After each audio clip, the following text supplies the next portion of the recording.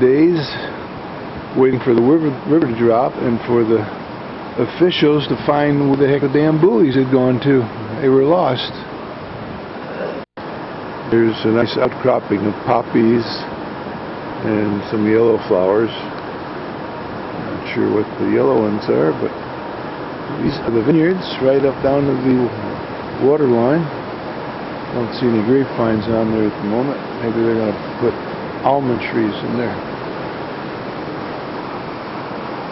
There is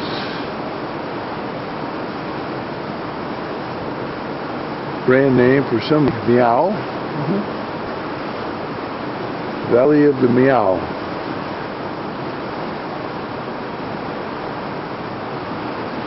Sailing for the next curve up ahead. We should be going into a lock pretty soon. They said 9, but it's probably left a little after 7. So there's some guys fishing down by front of the locks. I'm wiggling like crazy because of the zoom. Got some wind picking up. And there is the industrial area of some of this, and we're going through a lock on the left there, I imagine. Got to watch the buoys coming through the river. There's a lot of high spots, low spots. And this is a big dam. This is the Pocinho, P-O-C-I-N-H-O, Pocinho Dam and locks. Going underneath the big bridge. It looks like a railroad bridge, maybe 2 levels, cars and trains. I got some of those.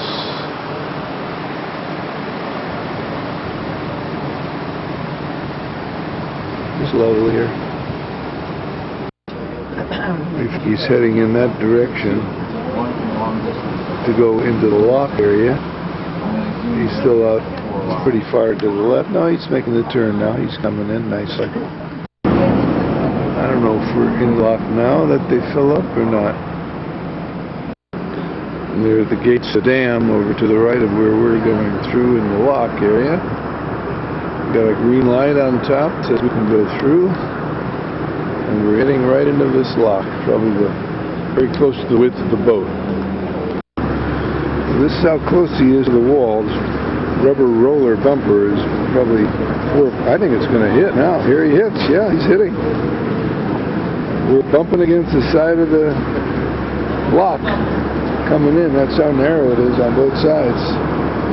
Here are the gates. It's so long since they used this. It's got cobwebs on it. I assume these close. The gates are going to close behind us, or there's another set of gates maybe. Very smooth concrete walls here, and that's the lock we're going into. To go through the lock. They're going in. In 20 minutes to start the cooking? Probably. We got some sightseers up there on the bridge looking at us. We're looking at them, and we're going into the lock now. There's a guy communicating with the captain, letting him know when he's there. I guess they have to tie on. Looks like they're going to tie on something. And use this technique to go all the way to the top. And we're in the lock. We're tied down to that yellow post there. We must have done that as he came by because there's nobody in here. Many tie-ups. There's a boat, and it's already rising. We are in the area of Pocinho. We've docked. I'm going to show you our buses are ready to take us on a tour. And here is some signposts what is happening. In cruise, we are on a vintage cruise, but Viking is the first ship of 4 that are docked in this area by the dam. So we're on the other side of the docks that I was filming a few minutes ago, and I'm walking to the bus to get a view of the back side of the docks, of the locks. We came through on the right side there where I'm pointing. I'll just zoom back to give you a full view of the dam and a ramp that if you've got a pleasure boat you can bring your boat, car up this ramp or not. Here's Viking Hemming, and there's the back of our buses. This is our home hosted lunch for people at the Avesada Enoteca, with a farmhouse in the middle of nowhere, with lots of vineyards, hundreds of acres of vineyards all around it. And in the background you can hear a drum beating, guys with a there's a dog posing. Okay, it's a female.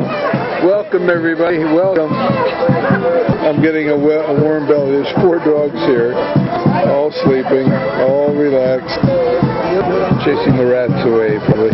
Happy doggies. Okay guys, look out, look out.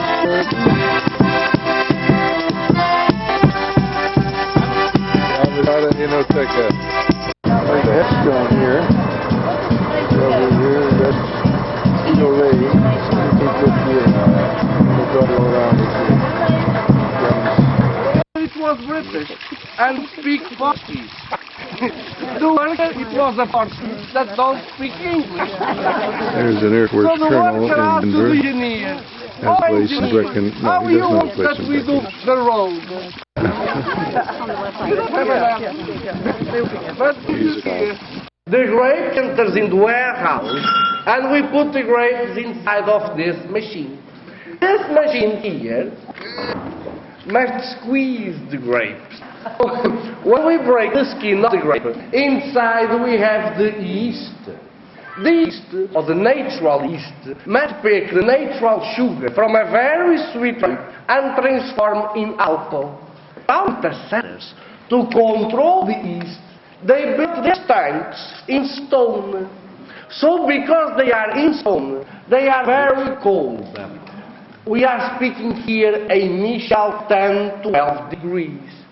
It's too cold to the yeast start to work. We take a little bit from father, we put in the grandfather. We shake everything. We take on the grandfather and we put in the great-grandfather. And we shake everything. It's the unique way that we arrange to conserve the original sediments of these wines. Right. Because if we don't do that, it becomes like a big bell. Yeah. The alcohol evaporates and leaks all over the place, you see. Some call it the angel's share. They drink also. So we lose 2-3% a year of the wine. The liquors. That's a lot, yes, my lady. And it's always a huge problem, 3%. But I think 10%, I can lie to the government. They say, oh yeah, 10%. So, how many more years we will keep the wine in the barrel? Yeah. I don't know. But until our priest like it, we will have this proceedment. Oh, my friend.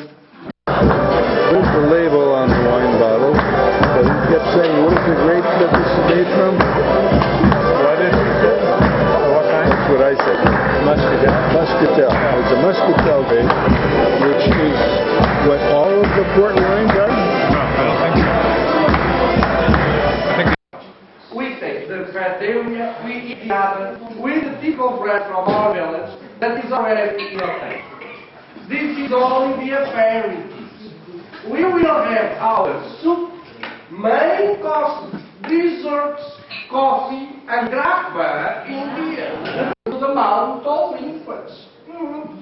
As in the front of all the dogs, he said, my dogs, this liquid is called wine.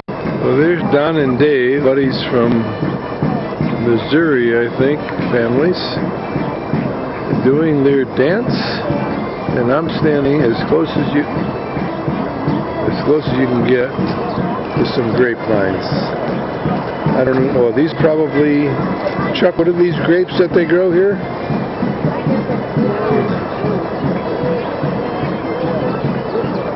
These are probably 20-year-old grapevines, roots. And they don't have to cultivate, they don't have to water these at all. They do their own thing. Muscatel, that's what this is, muscatel grapes. Has spoiled the breakfast. Today you saw on the daily program that we are not sailing today. The reason why we are not sailing today... Well, there's no cap mountains over there. Sierra something or other. We're 20 kilometers east of Salamanca. Left our boat about 7:50